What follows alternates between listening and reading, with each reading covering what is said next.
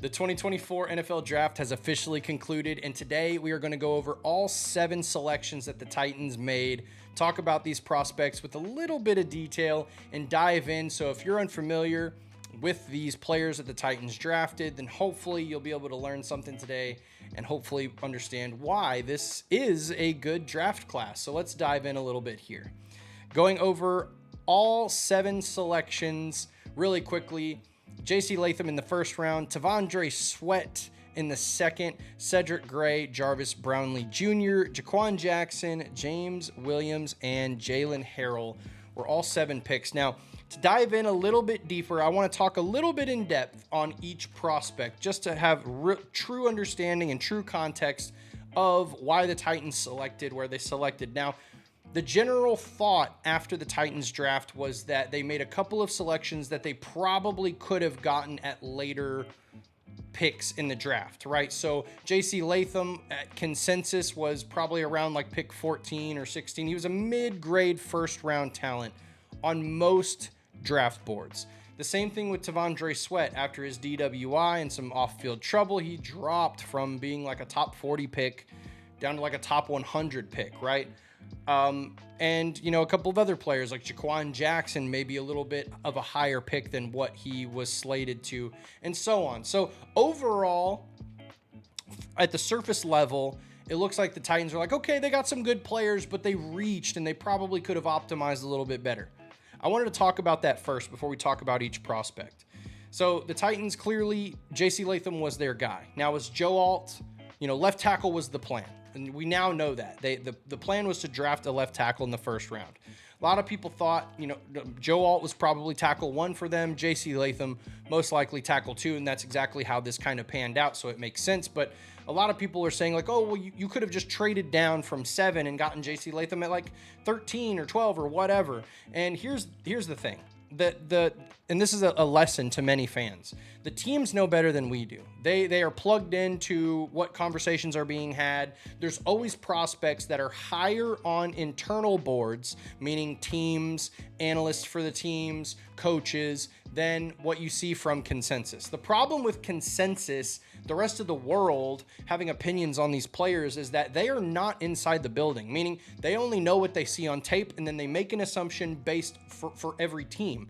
So the reality is that Bill Callahan, offensive line coach for the Titans and father of our head coach Brian Callahan, saw J.C. Latham and went, elite grip strength, massive frame, you know, moves very well for his size, like all these things, bing, bing, bing, bing, all these checks. And he goes, that's our guy. Go get me that guy. I want him. Well, guess what? It's not just Bill Callahan who's probably thinking this way. We now know that there's been some rumors that the Jets were really high on J.C. Latham, and that was their player. They assumed that the Titans were going to go alt, Chargers might go like receiver or whatever. Then J.C. Latham would fall to them at 10, and that's who they were taking. The Titans found this out. Rand Carthon said that in a presser. So they didn't have the ability to really trade down past 10 because they'd lose their guy. Like, sure, do they like Olu Fashanu? And he probably would have been there. And for everybody else, because of what we're seeing in the national media, is like, oh, well, Fashanu's a great player and you get to trade down and still get compensation. For the Titans, it wasn't worth missing out on their guy, so they don't trade down. So J.C. Latham, primary right tackle for Alabama, played right tackle for 3 years.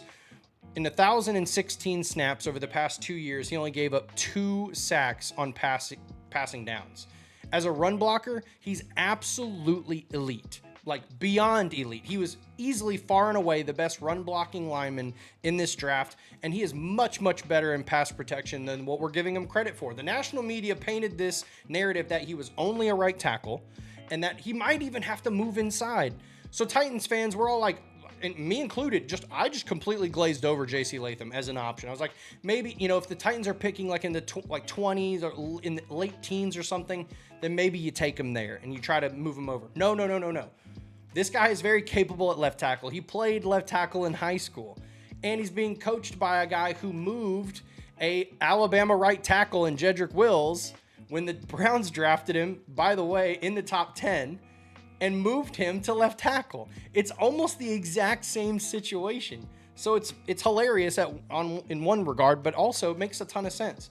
J.C. Latham is a fantastic pick. Moving on, T'Vondre Sweat, same deal. He has a DWI. He's only a 2-down player. He's too big, so like you can't get 3 downs out of him. Blah blah blah blah. Like all these different narratives. Here's the reality. The reality is that he did make a mistake with the DWI, 100%, but he owned up to that. And the Titans found out with their visit with him, not only him coming to Nashville the day after the DWI, but also the Titans going to his home in Houston and spending more time with his family and with him and getting to know him a little bit better. And they found out like, hey, this is a good guy that just made a mistake. So I'm willing to look past that. Obviously, the Titans were as well, and I don't think he should have dropped 2 rounds in consensus draft boards because of that mistake. It makes no sense. Now, here's the other thing. Last year, he played 503 snaps, which was a career high for him. Now, that's a little bit lower than what the average defensive tackle plays in the NFL. But clearly what he's going to have to do is just shed a little bit of weight, which he said that in his post-draft presser. Make sure his conditioning is really good this offseason. And then he's going to be an absolute menace. As a player, T'Vondre Sweat had an absolutely dominant year last year. He won the Outlander Trophy Award for best trench player, essentially. He's a dog. He's an absolute dog. He is a body mover. You cannot put one body on him. He will outstrength that person like 9 out of 10 times. And when you put him next to a dominant interior player like Jeffrey Simmons, it absolutely busts open the defensive line in a big way. We were screaming like, oh, Titans need more edge help. We lost to Nico Autry.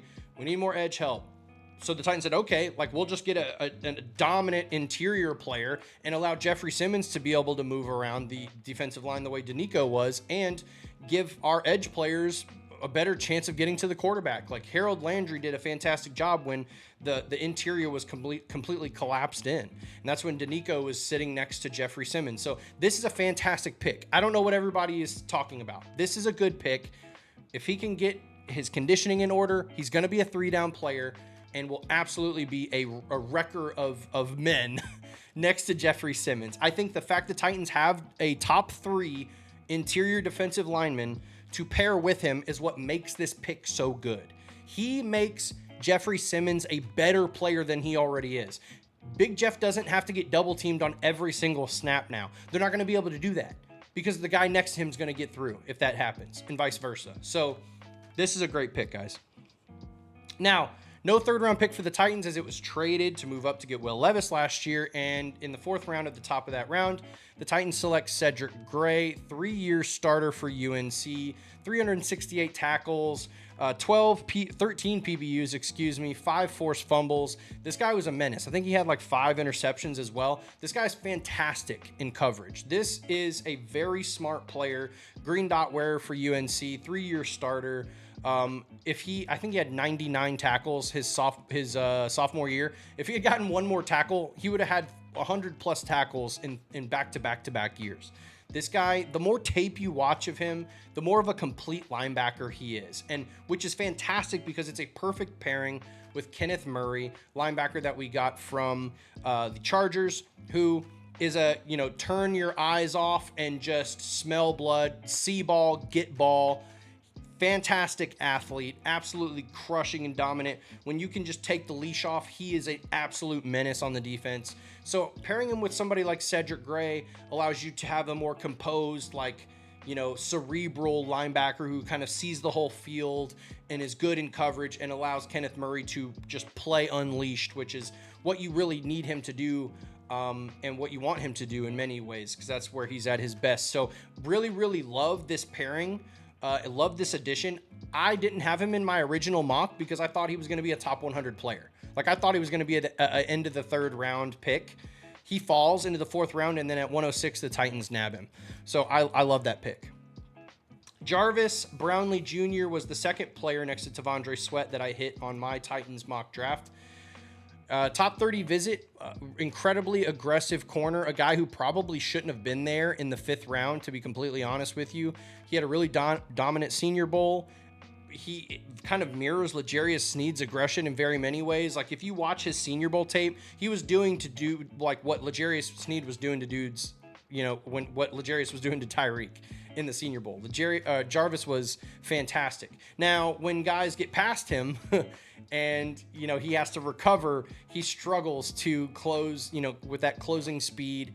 and has gotten beaten in many cases that way. So that's probably the biggest fault of his game, is that in ways he really relies on that aggressive nature of getting his hands on guys, which should benefit him in the pros, and should allow cornerbacks coach Chris Harris and new defensive coordinator Denard Wilson some ability to really mold him and help tutor him into a better player. So getting much needed cornerback depth while also not spending a top 100 pick on that cornerback depth is really great. So now Jarvis Brownlee Jr. will be able to pair with Caleb Farley and kind of rotate in and give you some meaningful snaps probably in his rookie year, where you don't have to rely on like a Trey Avery, who was an absolute liability, to be completely honest, in several cases over the past 2 years, really. So he's great, awesome talent. Really love his upside. Good pick in the 5th round there. In the 6th round, I'm not gonna lie, guys, I was a little upset. Okay, I'm just gonna be honest. I really liked Malik Washington, receiver out of Virginia. Yes, he's 5'8" and a quarter tall, but beyond that, he's incredibly productive in his final season at Virginia. Played larger than his size, in my opinion, was a very good player and worthy of a 4th round pick, in my opinion. He fell to 182, guys. Malik Washington was available at 182, round 6. The Titans opt to pass on Malik Washington, and they go with Jaquan Jackson, receiver from Tulane, roommate of Tyjae Spears. Really, really good friend of Tyjae, so it makes sense. I could see how they would say, hey, give us a really deep understanding of this guy. And Tyjae probably sat with Ran and gave him everything. Like, hey, this is how this guy is day in and day out, yada, yada, yada. I would love to have him as a teammate because of blah, blah, blah, blah, blah. So it makes sense that the Titans were like, okay, we'll get our guy later in the draft, and that'll allow us to fill some other important needs that they did. So I'm okay with it. Jaquan Jackson, kind of an average player in terms of production, played primarily in the slot at F. I think had maybe just a handful of snaps where people played him press coverage. He played against zone, like off coverage guys, and had his production there. So at the next level, you kind of wonder, like, will he be able to separate? Will he be able to, be as aggressive as he might need to be? The one cool thing about Jaquan Jackson is that when he has the ball in his hands, he is an athlete. He has a great ability to, he has great explosive ability when he has the ball in his hand. When he gets the ball, he's a good player. And so that'll help in the kick return. He also did really well returning kicks and punts for Tulane. He had a couple of muffs over the past couple of seasons, but overall he was an above average returner, which is something that the Titans need outside of Mason Kinsey, Kyle Phillips, or something like that. The team desperately needs some competition in the return space, so he'll add value there, which is really important, especially for the new kick rules that we have in the game now. Going into the 7th round at pick 242, we have a very interesting player, safety James Williams from the University of Miami. What's interesting about James is that he is the size of a linebacker. He is a massive, massive safety. So he's going to move in and put his reps. He's going to move positions and go to linebacker. This guy is huge. He's like 6'5", 230, 235-ish or whatever. And he is absolutely a dominant, like, punishing tackler. This guy has like Ed Reed highlights, which is cool because he's wearing number 20 in Miami there.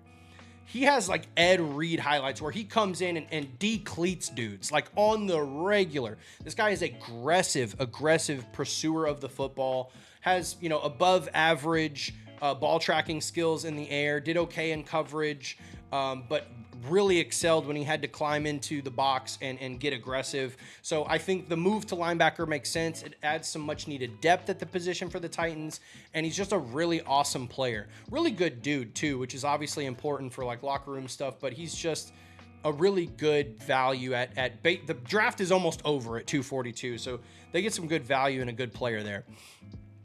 And then the final pick in the 7th round, pick 252, which is again just a couple picks before the end of the draft. The Titans selected Jalen Harrell, outside linebacker from Michigan. Now, Jalen doesn't have quite the experience of these other guys. I mean, Tavondre, Cedric, Jarvis, Jaquan, all 5-year players, right? Or full 4-year players. Jalen only got to play two seasons, really. But was fairly productive. 10 sacks in 2 seasons. Does really good in space, like as an open field tackler. Like if he's setting the edge and he's up against a running back, he does a really good job of wrapping that player up and not letting them get behind him. He has insane length and good hand size, decent athlete, but just like not super experienced. So I think that not having a ton of tape kind of hurts him. And I think at the end of the 7th round, it's kind of like the Titans just taking a flyer. Like, let's see what this guy can be against, professional level players. Let's see what he can do. See if he can flash in camp or show us something to win the job versus like a Caleb Murphy or Rashad Weaver or one of those guys. But we'll see. I'm not confident he's going to make the team, but I think it was worth the flyer. So that's the draft class, guys. Overall, my thoughts on the draft, the only thing, obviously, if the Titans could have traded down and still got a T'Vondre Sweat or whatever, that would have made sense. Final thing on that, too. If you look, the Falcons traded up, took Rook Orororo, which was the first defensive tackle in the second round Johnny Newton was first. Then it was Rook. And then you started seeing them go. So the Titans take T'Vondre Sweat, and then Braden Fisk was drafted right after T'Vondre Sweat at pick 39. So there was a run on nose tackles that started right away as soon as Johnny Newton slid. And the Titans recognized that and took their guy. So it's kind of the same thing that happened with J.C. Latham. It makes a ton of sense, guys. So I know it's frustrating a little bit as a fan because you're like, we probably could have traded down and made this happen, but ultimately the Titans stuck and picked their guys, and you can't be mad at them for it. I love the players too, so I don't mind the reach or whatever that means. It's all consensus BS. At the end of the day, you know who the players that you need to add and would like to add to your team, and if you succeed in that, then that's a hell of a draft. So my opinion on this draft is I give it a A-. I almost gave it a B+. It probably deserves a B+, if I'm being honest. The A- is probably the fan in me that's coming through, so let's just kind of recognize that. But I will say this. The reason why I give it an A- is because I think there's 3 day one starters on this roster. Again, the Titans did it again. Because last year, Skoronski starting at left guard. Obviously, Will is the starter now, so franchise quarterback in the second round is a slam dunk. And then you have Tyjae Spears, who is going to have a significant role in the offense next year. So then you have J.C. Latham, who's going to start at left tackle. You have T'Vondre Sweat, who is absolutely going to be a starting interior player. And then you have Cedric Gray, who, in my opinion, is going to be a starter day one. I think he's going to make that type of impact. I really do. Though I think they're going to rotate those guys quite a bit. I think Cedric Gray is going to have significant play. Thus, I think that's why it's an A- draft, because you got 3 starters at 3 positions of need in the draft. That is phenomenal work from Ran Carthon and the team. So overall, guys, I'm really happy with this draft. Let me know what you guys think in the comments. I know that consensus again has been like, oh, maybe you could have traded down and da-da-da-da. We're not in those conversations, guys. We don't know. The trade offers were probably not very significant. So it's like, let's just get our guy. Let's not get cute here. Let's get our guys. Let's move on and improve this football team. That's what the Titans and Brian Callahan, Ran Carthon did, and I think they did a great job. So we'll see just how it all pans out as this season is upcoming, and we'll talk more about these draft picks as we see them more in the future. Let me know what you guys think. If you're not already subscribed to the channel, please drop me a sub. I'd really appreciate it. A like on the video, comment. That helps the algorithm, helps other Titans fans and other fans of football see me, and I would really appreciate the love and support that you guys show. So thank you so much, and we'll see you in the next one. Peace.